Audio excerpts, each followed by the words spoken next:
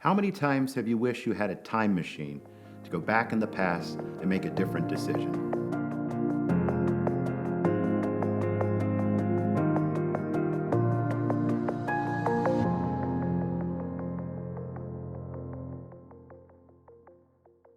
Hi, I'm Father Kevin Zubel, Redemptorist Missionary stationed in Baton Rouge, Louisiana. When I grew up, I was a military brat. My dad was in the Air Force, and so that meant we got used to moving about every 2 to 4 years. And I've often thought that that's what prepared me for life as a missionary, because every about 2 years or so, I start to get the itch to move on somewhere else. But of course, also being a military family, we learned to not hold on to too many things, not to carry too much baggage, because we knew we'd have to pack it all up pretty soon and unpack it, which is even harder. And I've joked that because of that, my favorite color is contractor beige, the very boring color that they'd paint the walls of military housing. But as we reflect on the life of discipleship, some of the advice that Christ gives to those who wish to follow him is that they would be mobile, that they would be ready to pack up and move on and not to become too implanted in one single place. And in fact, we have these instructions that Christ gives to those who are interested in following him.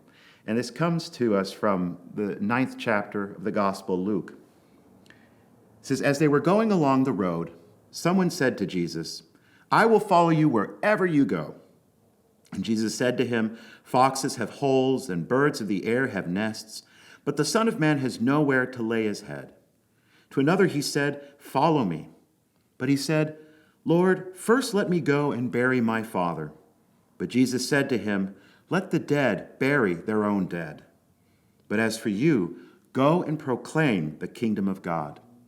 And another said, 'I will follow you, Lord, but let me first say farewell to those at my home.' Jesus said to him, 'No one who puts a hand to the plow and looks back is fit for the kingdom of God.'" The many times that I've heard these instructions from Jesus, they've always sounded incredibly harsh. This idea of leaving everyone behind, of not even stopping to say goodbye to those whom we love. But Jesus is trying to make a broader point about discipleship. And I invite us not to look at this as something threatening or something just beyond what's possible for us. But just as I learned as a military brat that not carrying too much baggage and learning to be mobile and nimble leads to a much more flexible and adaptive kind of life, what Jesus is teaching us is how to be free to move forward. Jesus is inviting us and, in fact, is freeing us to always move ahead. And this is so powerful for us because Jesus is not talking only about where we are physically and where we live, our homes. He's talking about a state of mind. He's talking about a mentality for disciples. And for disciples, the only way forward is forward. And so often, when we look to the past, we encounter hurt, we encounter difficulties, we encounter parts of our story that we wish we could rewrite. That's when it would be nice to have a time machine where you could go back and make a different decision or to unsay something that we said. But we know that option's not available to us. And so often, when we start to reflect on our past, we feel trapped. We feel chained to the pain, to the sorrow, and to the consequences of bad decisions that we've made or bad decisions that others made that affected us negatively. And so often, I have people come to the confessional, especially after they've been on a time of retreat.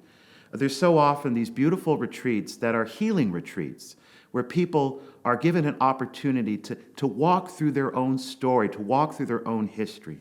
And sometimes when they go back into their younger selves or they go back into their childhood, they discover things about themselves that they haven't thought about for many, many years.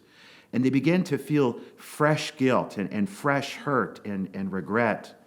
And I've had people in their 70s and their 80s confess to me things they did in their 20s and in their 30s. And they confess not in a sense of nostalgia, not in a sense of some distance from that, but as if that sin was committed yesterday. And so what we hear from Christ is that the way of discipleship is one where we have the freedom to move forward. And what does that mean? Well, I think the key is in the very end of this passage where Jesus says, "No one who puts a hand to the plow and looks back is fit for the kingdom of God." It's important for us to wrestle with our past. And it's important for us to seek healing, especially when we have a past that is filled with pain. But the thing to remember is every time we travel to the past, we have to take Christ by the hand and let him guide us to those places of hurt, to those places of sorrow. Because you think about the story of Jesus and how we celebrate his passion, death, and resurrection. We call the Friday of his passion Good Friday, not because his death on the cross was good on that day, but because we live in this time after the resurrection, we can look back on that Friday under the light of the resurrection and see the goodness that flowed from the side of Christ and his act of mercy. And so it's that same light of resurrection that guides us whenever we look to our past. And so what does that mean from a practical standpoint? Well, if you're going into your past, or if a memory has come back to you, and it's one that's bringing new sense of guilt and new sense of regret, is to take a breath and to see where your life is today. If your life today is full of lessons learned from that time, then say a prayer of thanksgiving. Say, "Lord, thank you for carrying me over that time of pain, that time of hurt." But if your life today is still deeply impacted from those bad decisions on your part or on the part of others, then take the promise of Christ as the freedom to look for a way forward, to say, "Christ, help me overcome this trial. Help me overcome the power of my past." And sometimes that means we need to seek help, to seek spiritual counseling or other kinds of counseling, and not in a spirit of shame, but acknowledging that we have the right to move forward. Because those of us who follow the reign of God, we put our hand to the plow and we plow new soil so that new life can grow. So we don't have a time machine. We can't make different decisions, but we can make new decisions today. When you go to your past, take Christ by the hand and let him guide you to the place of healing and wholeness. Put your hand to the plow new earth, and let Christ grow new things in you.